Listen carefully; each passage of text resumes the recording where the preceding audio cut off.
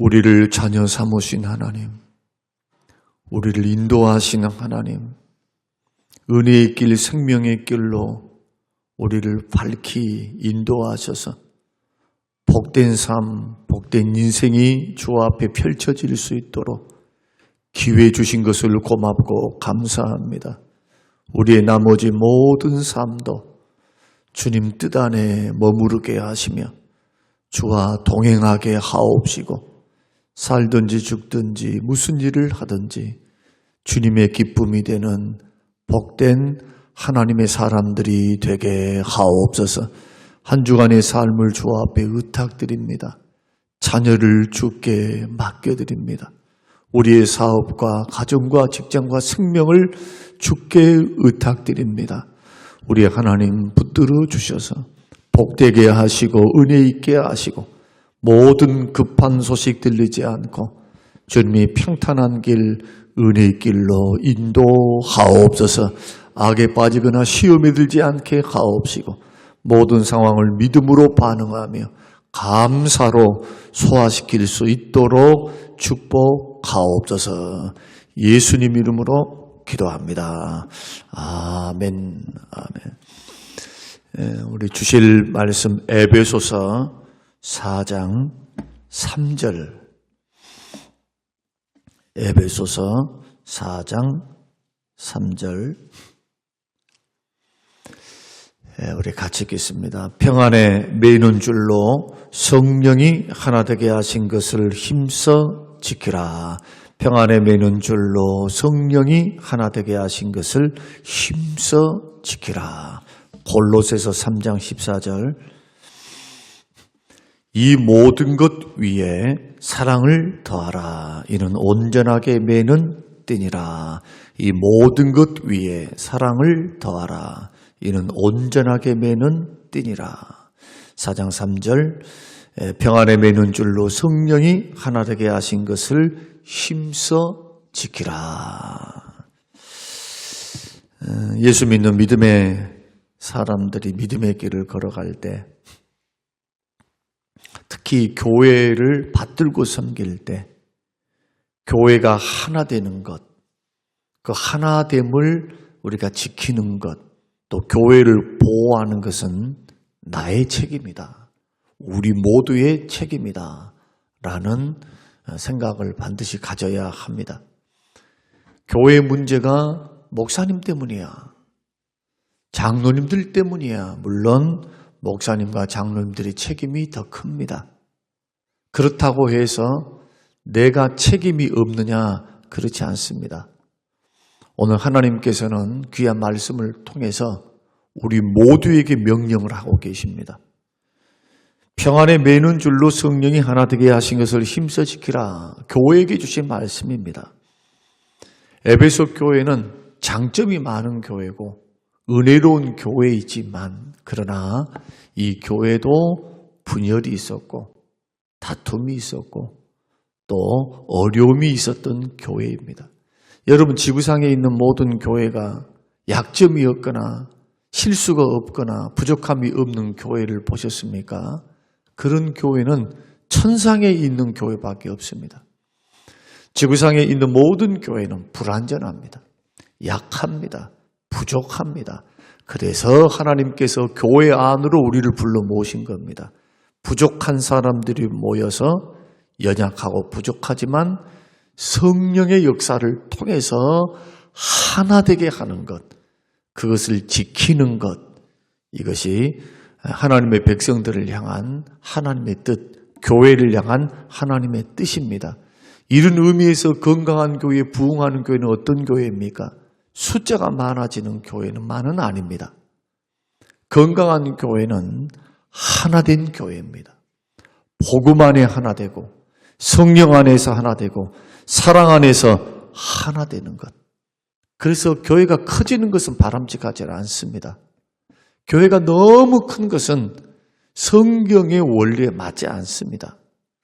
하나님께서 사도행전에 일어난 그 폭발적인 부흥, 5,000명이 돌아오고 3,000명이 돌아오고 했던 그 부흥의 역사, 성령께서 일으키셨던 전무후무한 그 역사 이면에 서로 떡을 떼고 네 것 내 것 없이 모여서 기도하고 같이 마시고 먹고 복음을 증거하고 기도에 전혀 힘쓰면서 그렇게 은혜로운 역사가 분명히 있었지만 그것도 오래가지는 못했습니다. 교회 안에 문제가 생겨요. 사람들이 많이 모여 있으니까. 헬라파 유대인들과 히브리파 유대인들이 서로 불만을 품죠. 불만을 품고 분열의 조짐이 있고 원망의 소리가 들리니까 그것을 사도들이 처리하는 과정이 7사람을 택하라. 믿음이 충만하고 성령이 충만하고 지혜가 충만한 사람들, 그것도 불만을 품는 그 무리들, 헬라파 유대인들 안에서 너희들이 그 사람들을 세우면 히브리파 유대인들은 따라가겠다는 거잖아요. 우리는 일선에서 물러나 줄게. 교회 화목을 위해서, 교회 평안을 위해서 오해의 소지가 있다면 그 기득권을 내려놓고 언제든지 하나됨을 지키려고 했던 사도들과 그 당시 교회의 은혜로움을 보시기를 바랍니다. 그런데도 하나님은 그렇게 폭발적인 부흥을 주님 기뻐하시지 않으신 겁니다. 모여만 있었거든요. 자기들끼리만 좋다고 모여 있어요.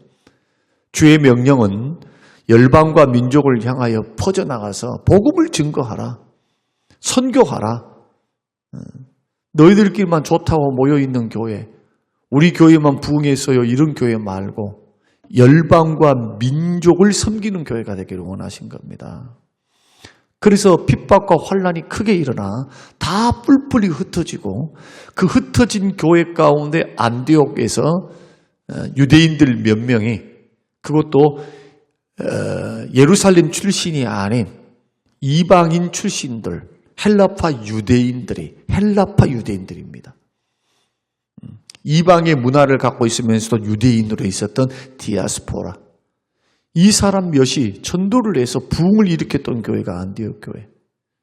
그 교회를 중심으로 바나바와 바울을 선교사로 파송해서 전 세계 복음이 증거되게 하는 역사. 그리고 300년 후에는 어떻게 됩니까? 로마와 전 세계가 국교화되어지는, 복음이 편만하게 증거되는 역사. 이런 역사들을 우리는 성경의 기록을 통해서 또 교회 역사를 통해서 보게 됩니다. 교회는 반드시 밖으로 뻗어나가야 됩니다. 내부 안에서만 그냥 복작복작거리면서 내부 안에서만 있으면 언제나 다퉈요. 싸워요. 사람들의 성향이 그렇습니다.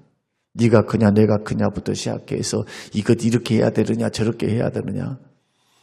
그러나 내 내부 문제도 문제지만은 주님이 말씀하셨던 복음에 헌신하고 선교하고 영혼을 살리는 일, 나누는 일, 이런 일들을 할 때는 성령님도 기뻐하시고 하나님도 기뻐하십니다. 그런 교회에 복을 주시는 거예요.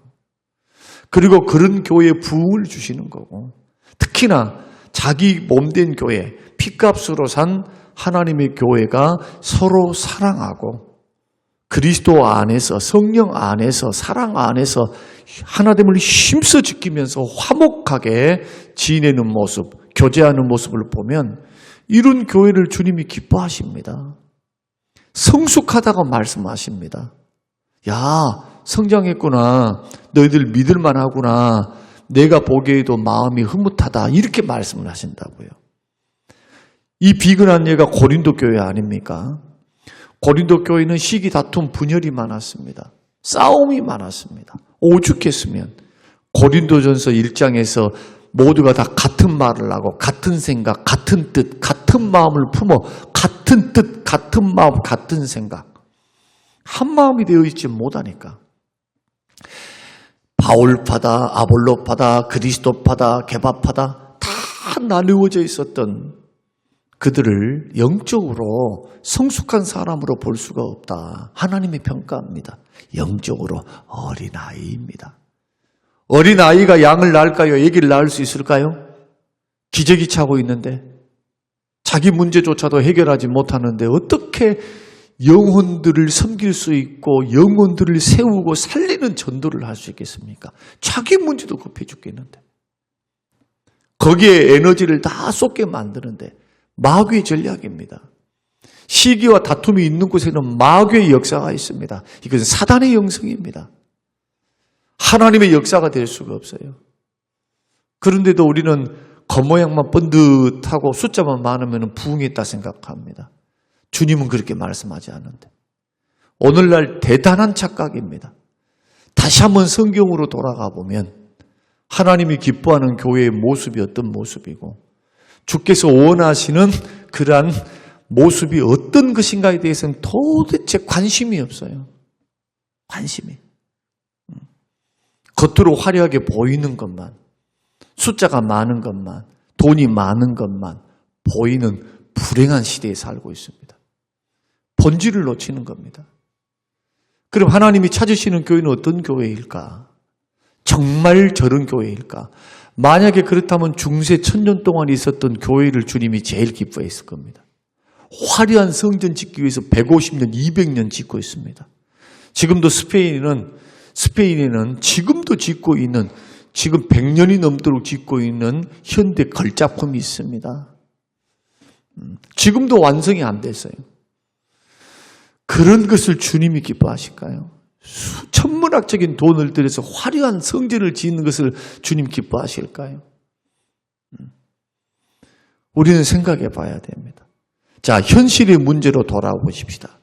우리가 하나님의 교회를 받들고 섬길 때 하나님은 이 세상에서 교회보다 소중한 존재는 없어요. 하나님 편에서는. 왜냐하면 예수님의 목숨값으로 교회를 세우셨기 때문에. 교회는 그리스도의 피, 그리스도의 목숨 위에 세워져 있는 것이기 때문에 만약에 교회가 하나 되지 못하고 교회가 자꾸 파괴되고 성도들이 상처를 받고 교회를 떠나게 되고 성도들이 정착을 못하고 은혜를 못 받고 그러면 가장 슬퍼하실 분이 누굴까요? 우리 주님 아니겠습니까? 주님. 심장이 찢어지는 그런 아픔을 가지실 겁니다.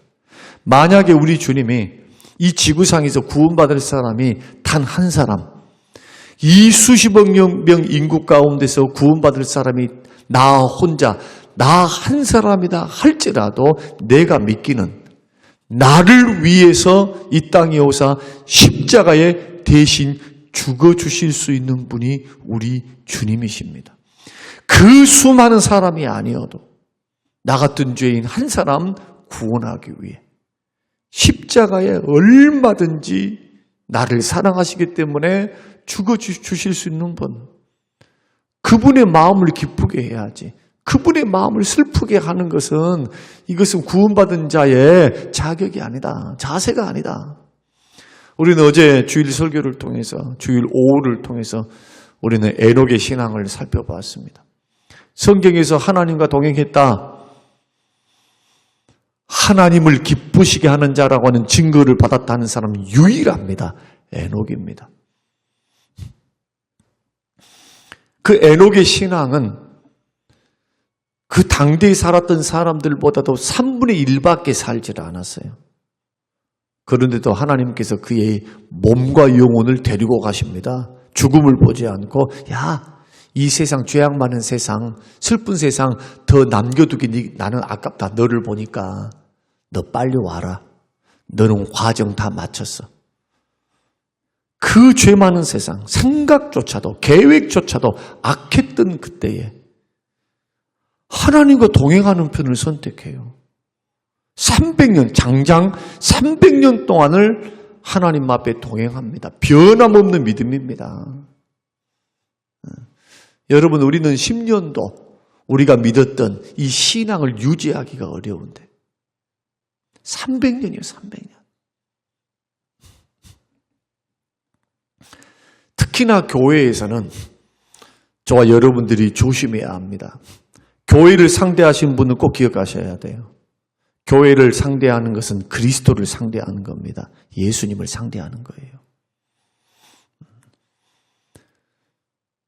바울 사도가 사울이었을 때, 그리스도를 만나지 못했을 때 얼마나 예수 믿는 사람을 핍박했습니까? 예수 믿는 사람들을 미워했습니다. 잔멸했습니다. 잔멸. 바퀴벌레 박멸시키들 그 박멸시켰다는 말이에요. 이 말이요. 그렇게 미워했어요. 이잡듯이 샅샅이 외국까지 가서 원정 가서 예수 믿는 사람 잡아서 종교재판에 넘기는 그 일들에 앞장섰던 사람이 사도 바울 아닙니까?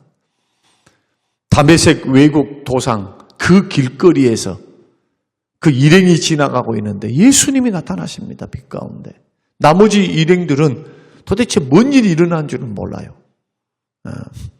그러나 사울은 같이 갔던 일행들은 뭐가 일어났는가 할 정도지만 예수님께서 부활하신 주님은 누구에게만 나타나십니까? 누구에게만?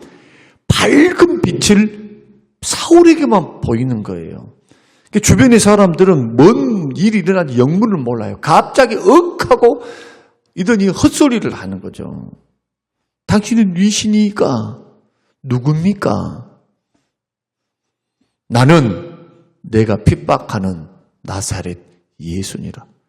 바울이 언제 예수님 핍박했습니까? 예수 믿는 사람 핍박하는 것이 주님 핍박하는 거예요. 교회가 그리스도의 몸이기 때문에.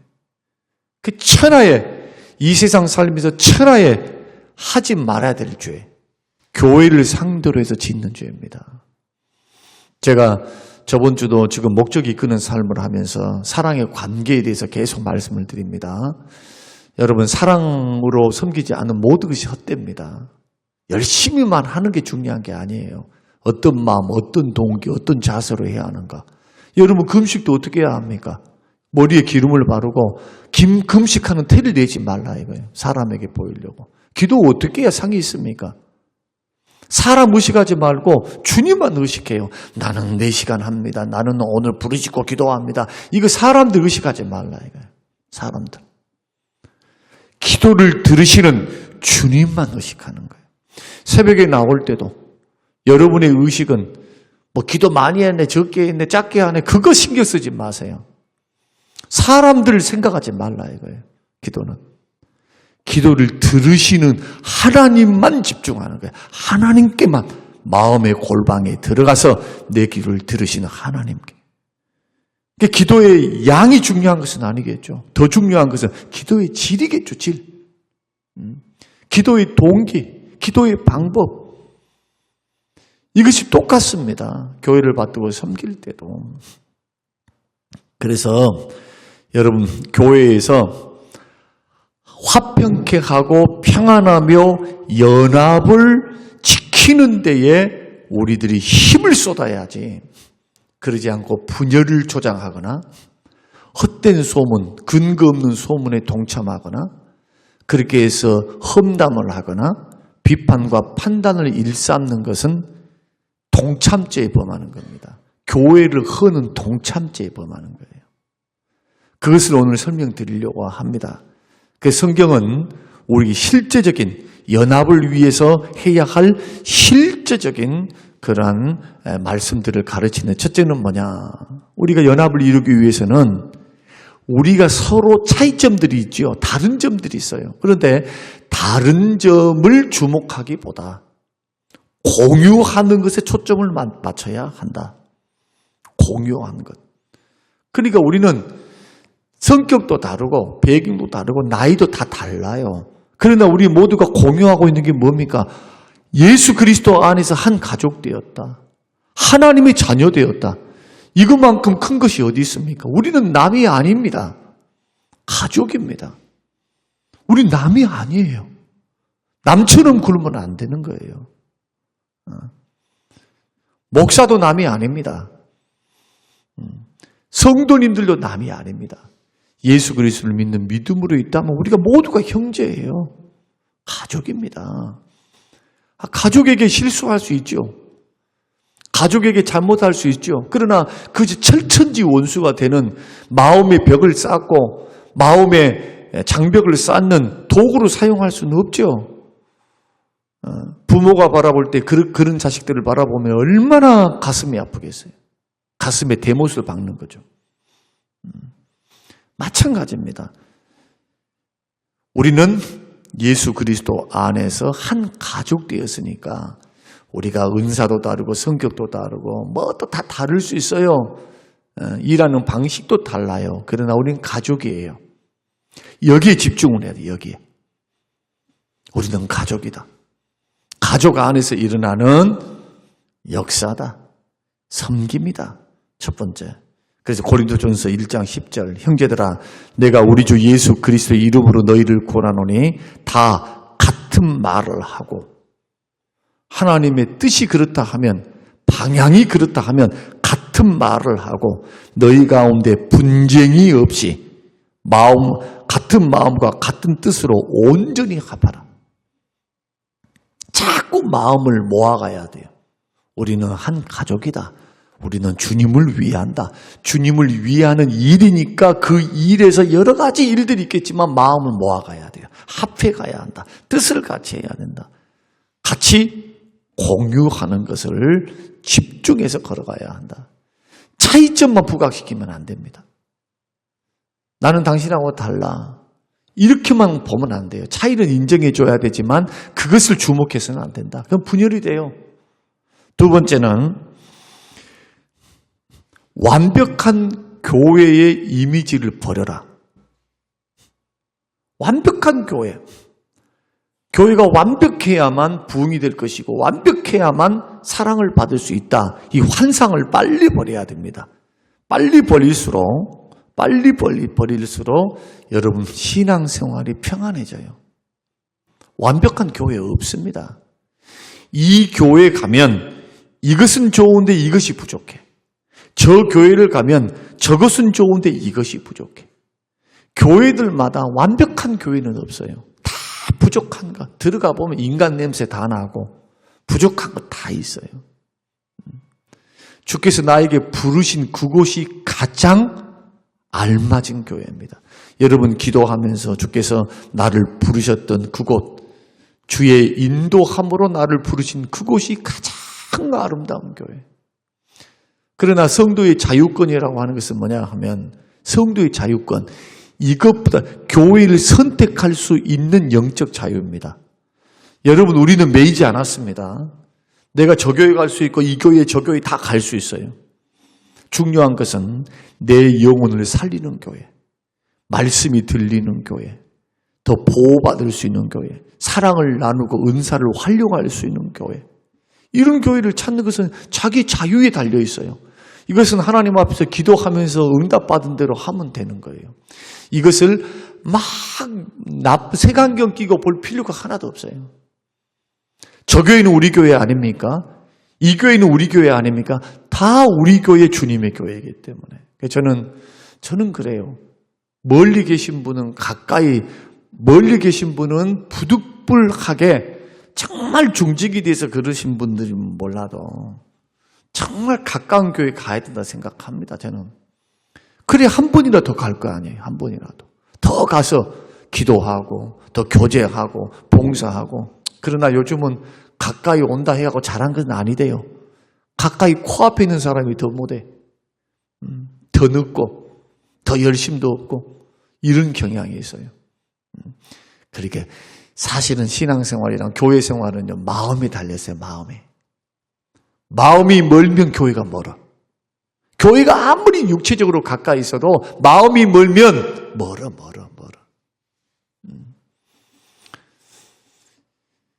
교회나 주님을 섬기는 것은 마음에서부터 시작되는 것이기 때문에 교회를 바라볼 때 환상 빨리 버리십시오. 그리고 교회를 받들고 섬길 때는요 불안전하니까 내가 섬기려고 와 있어야지. 뭔가 얻으려고 와 있으면 그것도 번지수를 잘못 찾는 거예요. 은혜는 받을 수 있어요.